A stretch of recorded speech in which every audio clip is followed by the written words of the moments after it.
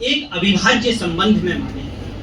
जब चेतना और भाषा के मध्य अविभाज्य संबंध होगा तब हमारे जगत का निर्माण जो होगा वो शब्द रूप निर्माण होगा।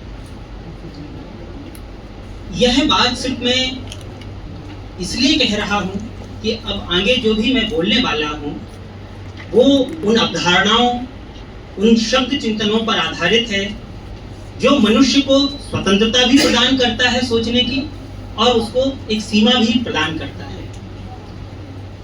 और यही मनुष्य का विरोधाभास है।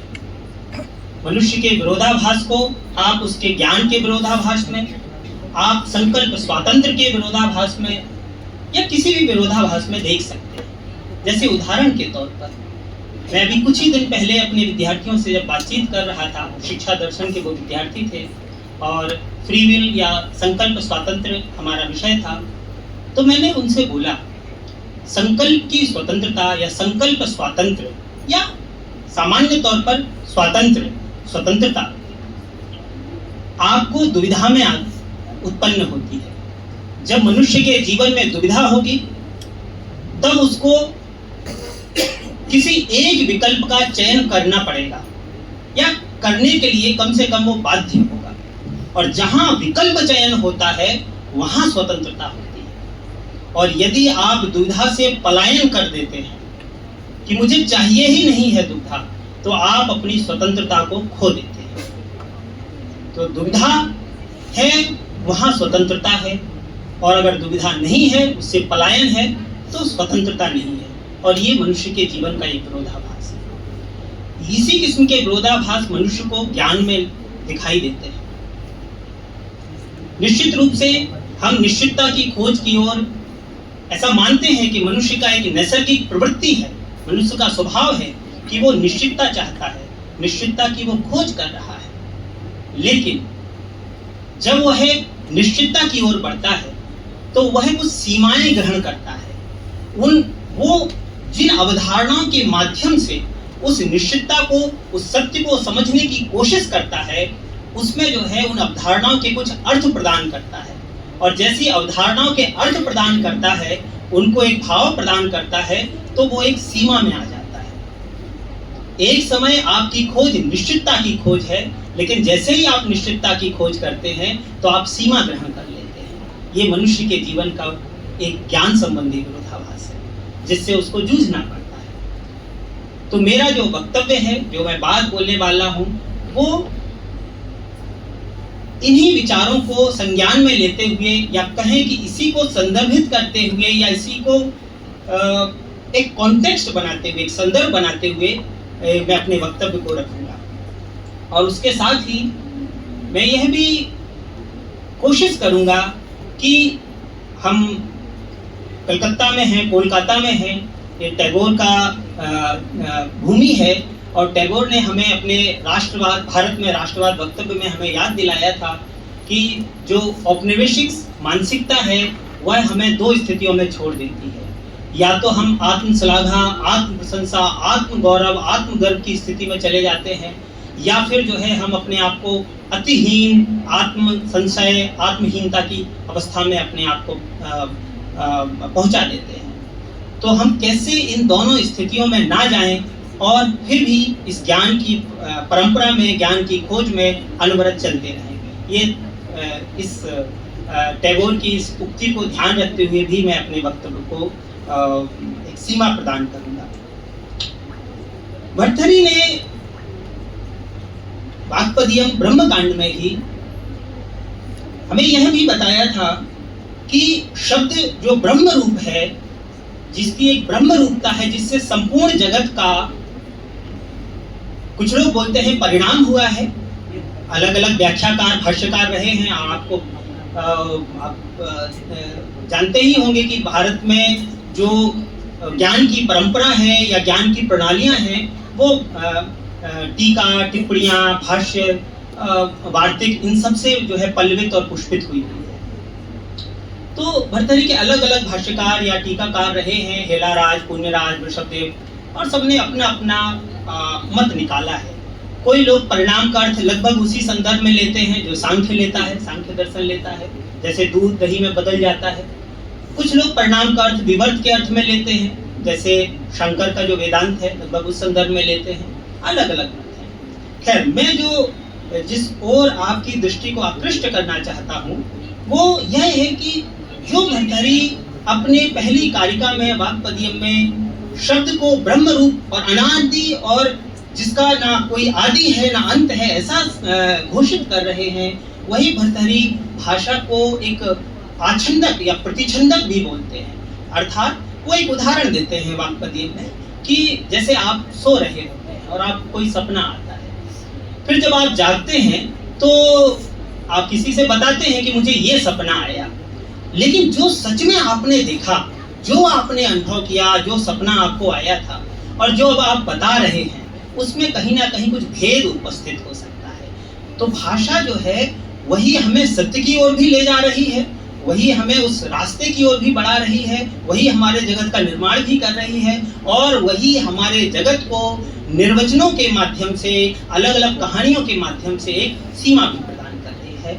ये एक महत्वपूर्ण बात जो जगत संबंधी या विश्व दृष्टि संबंधी हम भर्तृहरि से ले सकते हैं। हम ये भी देखेंगे कि मनुष्य जो पूरा का पूरा दर्शन का प्रक्रिया है, और मुझे ऐसा लगता है कि समस्त दर्शनों का जो प्रादुर्भाव है, उनका जो पैदा होना है, वो एक अंतराल है, एक गैप है, और वो गैप है विश्वास और सत्य के बीच। हम किसी चीज के बारे में विश्वास करते हैं, शायद यह ऐसा होगा, हम कुछ मानते हैं, और सच में वो जो भी है उसके बीच एक अंतराल है, एक गैप है, और समस्त दर्शन अलग अलग दृष्टिकोणों के माध्यम से उन निर्मितियों को बनाने की कोशिश कर रहे हैं जिससे विश्वास और सत्य के बीच का जो अंतराल है उसको कम से कम किया जा सके, उसको पाटा जा सके। कई लोग जो है विश्वास को ही आपको झुटला देंगे कि विश्वास कुछ होता ही नहीं है।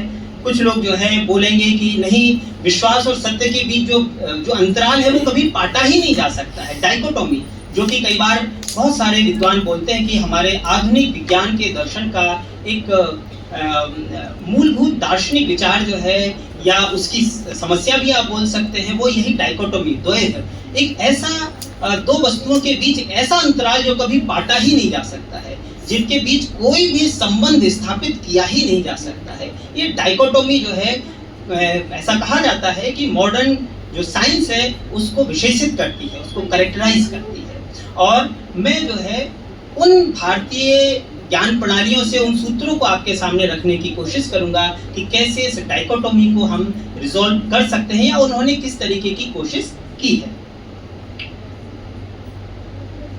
इस डाइकोटोमी जो है, अगर आप देखेंगे, उसको डाइकोटोमी बोल सकते हैं या भेद आप बोल सकते हैं। नासदीय सूक्त में बहुत प्रारंभ में ही जो ऋग्वेद के दशम मंडल का 129वां सूक्त, जिसको नासदीय सूक्त बोलते हैं, ना असर, और ये बहुत ही, आपने डिस्कवरी ऑफ इंडिया, कभी वो भारत एक खोज करके नाटक आता था, उसमें हिंदी में आता था कि सृष्टि के पहले क्या था, तो वो नासदीय सूक्त का जो है हिंदी अनुवाद या हिंदी तर्जुमा जो है आप उसको पाते हैं। तो नासदीय सूक्त में आता है, कामस तदग्रे संवर्तताधि मनसो रेतः प्रथमम यदासी सतो बंधु मसति निर्विंदन हृदय प्रतिष्या कवयो मनीषा।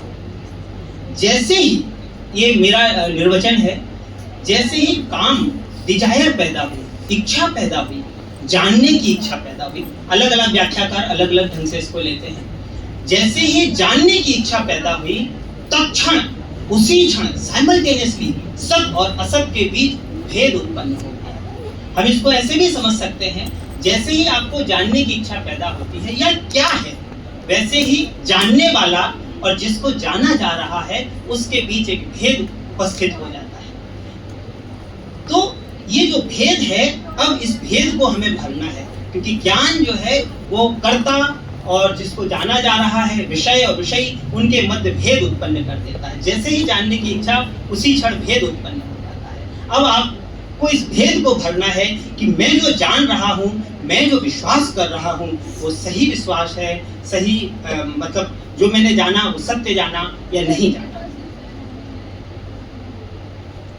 और आप देखेंगे विज्ञान के भी, आधुनिक विज्ञान के को समझने के लिए भी जितने भी दार्शनिक उत्पन्न हुए हैं वो भी लगभग, जैसे मैं 2 उदाहरण लूंगा, कार्ल पॉपर का, जिनका असत्तापनीय सिद्धांत या फॉल्सिफिकेशन का थ्योरी जो है आप बोलते हैं कि कोई भी वैज्ञानिक सत्य या किसी भी आप सिद्धांत को वैज्ञानिक तब बोलेंगे जब उसमें असत्य होने की संभावना ज्यादा से ज्यादा हो, वो सबसे अधिक वैज्ञानिक सिद्धांत है।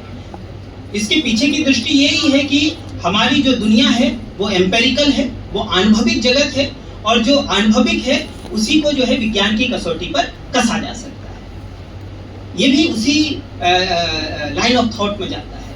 दूसरा, थॉमस कुन का सिद्धांत, पैराडाइम शिफ्ट। न्यूटन का एक पैराडाइम था, न्यूटन से आप आइंस्टाइन के पैराडाइम को जज नहीं कर सकते हैं। दो अलग अलग, एक तरीके से बोला जाए, दो अलग अलग आधार भूमियां हैं, और आप आइंस्टाइन को समझने के लिए आप आइंस्टाइन के पैराडाइम को देखते हैं, न्यूटन को समझने के लिए आप न्यूटन के पैराडाइम को देखते हैं।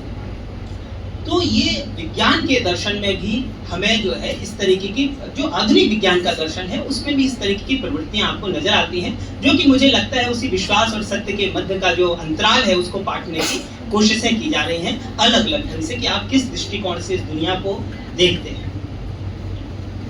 और इसे देखने में जो सबसे महत्वपूर्ण बात जो मुझे लगती है वो हम लोगों को सोक्रेटिस ने बताई है, या कहें प्लेटो ने बताई है, अपने डायलॉग, अपने ग्रंथ जो संवाद के ढंग से लिखे गए, इसलिए हम उनको डायलॉग बोलते हैं, फीडो में। प्लेटो सोक्रेटिस के माध्यम से, या बोले सोक्रेटिस, सुकरात स्वयं ही बोलता है कि जो भी हमारी तार्किकता है, जो हमारी बुद्धि है और जो हमारी इंद्रियां हैं, उससे हम जो जान सकते हैं वो यह जान सकते हैं कि हम क्या नहीं जान सकते हैं। या इसको हम ऐसे बोलें कि हम अपने ज्ञान की सीमाएं जान सकते हैं। हम ये जान सकते हैं कि क्या हमारे ज्ञान की सीमाएं हैं। और आपको एक वो सूत्र याद होगा, कभी आप दर्शन में पढ़ते हैं, बहुत सामान्य ढंग से उसको हम बोल देते हैं कि दर्शन आश्चर्य से पैदा होता है। Philosophy begins in wonder. ये क्या है? आश्चर्य कहाँ होता है? उत्सुकता में। मैं हर रोज उत्सुकता कर रहा हूँ, अरे ये एस्केलेटर कैसे चलता है, लिफ्ट कैसे काम करती है, ये क्या वो आश्चर्य है? नहीं। फीडो में सोक्रेटिस बोलता है वो आश्चर्य है अगर कोई चीज आपके सामने है और आपकी बुद्धि की सीमा, आपके ज्ञान के जितने भी साधन हैं, जितने भी मीन्स हैं, जितने भी माध्यम हैं, जब वो सीमित हो जाते हैं, जब वो थोथे पड़ जाते हैं, तब जो है आश्चर्य पैदा होता है। ऐसी कौन सी चीज मेरे सामने आ गई है जो मेरी जितने भी ज्ञान के संसाधन हैं, साधन हैं, उनसे जाना नहीं जा रहा है, वहां आश्चर्य होता है। और जब ये आश्चर्य होता है वहां दर्शन पैदा होता है, वहां आप दोबारा देखने की कोशिश करते हैं, है क्या जो मैं जान नहीं पा रहा हूं, जहां मेरी बुद्धि की या मेरी ज्ञान की सीमा उत्पन्न हो गई। ये जो दृष्टि है, यही दृष्टि जो है हमें, हालांकि इसका एक जो है जो क्या बोलते हैं निष्कर्ष पहुंचा, वो सरेंडर में पहुंचा, कंटेम्पलेशन का आइडिया, कि वो ज्ञान ऐसे ही होगा कि जब आप सरेंडर कर देते हैं, आप कंटेम्पलेट करते हैं, और फिर इल्हाम, श्रुति, जिसको संस्कृत परंपरा में श्रुति बोलते हैं, और वो आप पे अवतरित हो जाती है। खैर, तो मैं जिस विश्व दृष्टि पे 5 मिनट और लूंगा, आपका 5-7 मिनट, इससे अधिक मैं नहीं लूंगा। जिस विश्व दृष्टि की ओर आपको ले जाना चाह रहा हूं वो विश्व निर्माण की दृष्टि नहीं है। थोड़ा बहुत मैंने वर्तरी के बाद से रखने की कोशिश की। मैं विश्व निर्माण की दृष्टियां जैसे बन रही हैं, उसके क्या सूत्र भारतीय दार्शनिक परंपराओं में आए हैं, उनकी बात आपसे करना चाहूंगा। भारतीय दर्शन को देखने के अलग अलग ढंग रहे हैं। किसी ने इसको प्रयोजन शास्त्रीय बोला है, मोक्ष शास्त्रीय बोला है, और आप जैसे आपको संभवतः ज्ञात ही होगा, ये बहुत माना जाता है अविवादित रूप से कि हर व्यक्ति कोई भी जो काम करता है वो किसी ना किसी उद्देश्य के साथ करता है, किसी ना किसी प्रयोजन के साथ करता है। कुमारल भट्ट तो ये भी बोलते हैं कि मूर्ख व्यक्ति भी बिना प्रयोजन के कुछ भी नहीं करता है। खैर, तो एक दृष्टि ये रही है। दूसरी दृष्टि रही है भारतीय ज्ञान, भारतीय दर्शन को समझने की, वो है कि भारतीय दर्शन जो है उसमें बौद्धिकता का समावेश है और इसलिए वो दार्शनिक है। पहली दृष्टि कि भाई उसमें मोक्ष की बात है, उसमें जीवन का एक रास्ता दिखाया जा रहा है, इसलिए वो दर्शन है, और इसलिए वो पाश्चात्य जो फिलॉसफी है, दर्शन है, उससे अलग है। दूसरा, नहीं, उसमें भी बौद्धिकता का समावेश है, उसमें भी तार्किकता का समावेश है, इसलिए जो है वो दर्शन है, और इसलिए जो है पाश्चात्य दर्शन और भारतीय दर्शन की एक तुलना, एक संगत रूप से तुलना की जा सकती है। मैं जिस दृष्टि पर विचार कर रहा हूँ वो मुझे लगता है उपनिषद से ही संभवतः आई हुई है। श्रुति, युक्ति, अनुभव। भारतीय दर्शन को विशेषित करने का जो एक ढंग हो सकता है वो है श्रुति, युक्ति, अनुभव। युक्ति का मेरा मतलब निगमनात्मक तर्कशास्त्र से नहीं है, जहाँ एक सामान्य आधार वाक्य होता है और आपका जो एक विशेष आधार वाक्य होता है, या दूसरा भी सामान्य आधार वाक्य हो सकता है, और जो निष्कर्ष होता है वो अपने आधार वाक्यों से ही पूर्णतः निगमित होता है, निकलता है। मैं उसकी बात नहीं कर रहा हूँ। मेरे लिए युक्ति का सामान्य आशय है, वो आशय है औचित्य। जो युक्त करे, जो आपने भी दावा किया है, जो आपने क्लेम किया है, उसको जो औचित्य प्रदान करे वो युक्ति है। सामान्य तौर पर मैं इसको युक्ति बोल रहा हूँ। श्रुति का आइडिया, आपको एक श्रुति का आइडिया सुना गया, एक सामान्य अर्थ में हम ले सकते हैं। श्रुति का आइडिया आपको पता ही है, ऋण अर्थ भी है उसका, उपनिषद के लिए प्रयुक्त होता है। और अनुभव में आत्मानुभव, मेरा अनुभव भी और दूसरों का भी अनुभव। मुझे लगता है कि जो ये श्रुति, युक्ति, अनुभव का जो विचार है वो हमें दूसरों से जोड़ता है, विशेष रूप से श्रुति और अनुभव का विचार। हमारे समय की एक जो समस्या रही है, जो कि आधुनिक विज्ञान के दर्शन की भी समस्या रही है, और हम उस समस्याओं से सिर्फ विज्ञान में ही नहीं, हम शिक्षा में भी जूझते हैं। आपकी थ्योरी और प्रैक्टिस के बीच में एक गैप है, और वो गैप कभी पट नहीं रहा है। सिद्धांत और व्यवहार में हमेशा एक अंतराल आ रहा है। इस अंतराल को कैसे पाटा जाए? आपको गांधी का सूत्र पता होगा, गांधी ने हमें श्रम का आइडिया दिया था, ठीक है, जो एक तरीका बन सकता है सिद्धांत और व्यवहार को पाटने का। ऐसे कई तरीके हमारे पास आए हैं।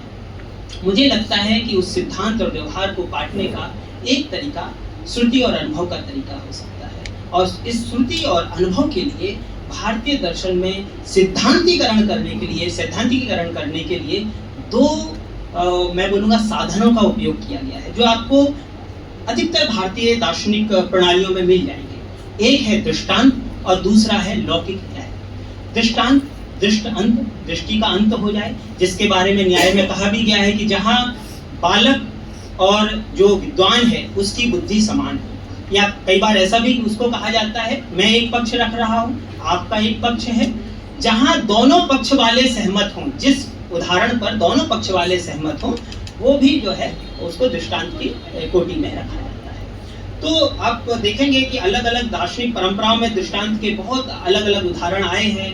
आप कई बार दृष्टांत जो है उदाहरण के रूप में आया हुआ है, और कई बार जो है दृष्टांत जो है सिद्धांत का भी निर्माण कर रहा होता है। जैसे कि हम देखेंगे कि न्याय में तो मानना ही है कि बिना दृष्टांत के सिद्धांत स्थापित नहीं हो सकता है।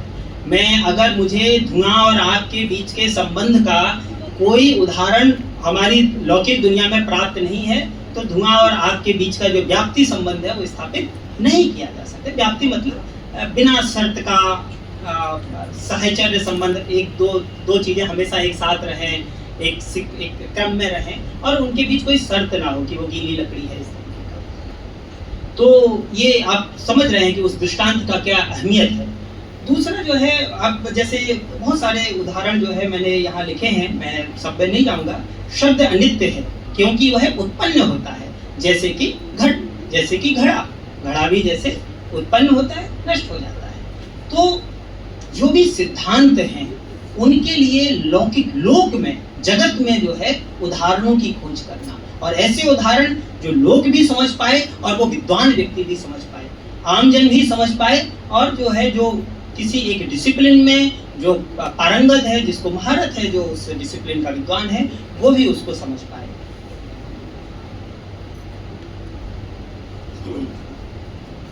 और इसी तरीके से लास्ट में जो है मैं लौकिक न्याय भी जो है उसी तरीके के टूल हैं। लौकिक न्याय जो है, आपने अरुंधति न्याय, काकदंत गवेषणा, भाई वो काम क्यों करना है जो निष्फल ही है, जैसे कौवे के दांत की गिनती क्यों करना है, इस तरीके के आपको बहुत सारे लौकिक न्याय मिलेंगे। लौकिक न्याय और दृष्टांत में अंतर कुछ ऐसे किया जा सकता है, दृष्टांत विशेष होते हैं और जब वो विशेष बार बार जो है उभर के आपके सामने आते हैं तो वो एक सामान्य रूप ग्रहण कर लेते हैं, उसको हम जो है लौकिक न्याय बोलते हैं। तो मुझे लगता है कि दृष्टांत और लौकिक न्याय दो ऐसे तरीके हैं जिनके माध्यम से हम जो सिद्धांत और व्यवहार के बीच का भेद है और जो द्वैध पैदा हो रहा है, जो डाइकोटोमी, जो कि मॉडर्न साइंस का एक मेजर प्रॉब्लम है, उससे हम छुटकारा पा सकते हैं। और इसी छुटकारे को जो है नास्तीय सूक्त का वही बात जो मैंने शुरुआत में बोली थी उसको मैं फिर से दोहराऊंगा। कामस तदग्रे संवर्तताधि मनसो रेतः प्रथमं यदासी सतो बंधुमसति निर्विंदन हृदय प्रतिष्या कवयो मनीषा। ये जो जानने की इच्छा पैदा हुई है जिससे सत और असत का भेद उत्पन्न हुआ है, वो कैसे उत्पन्न हुई? केवल बुद्धि में उत्पन्न नहीं हुई, उन लोगों की बुद्धि में उत्पन्न हुई जो उन लोगों के हृदय प्रदेश में उत्पन्न हुई जो कवि रूप मनीषी थे।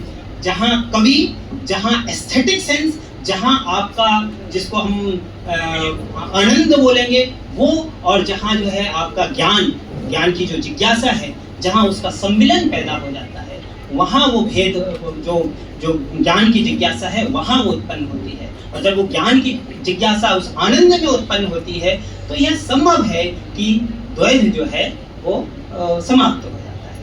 ये व्याख्यान मैं अलग ढंग से जो है प्रस्तुत करना चाह रहा था, बट मेरे मार्गदर्शक प्रोफेसर अंबिकादत्त शर्मा का जब मैंने व्याख्यान सुना तो मुझे लगा कि शायद उसी की बात, उनकी जो बातें हैं सूत्र रूप में या बहुत स्पष्ट, उनको ही थोड़ा सा मैं अपने ढंग से कहने की कोशिश करूँ। बहुत बहुत धन्यवाद।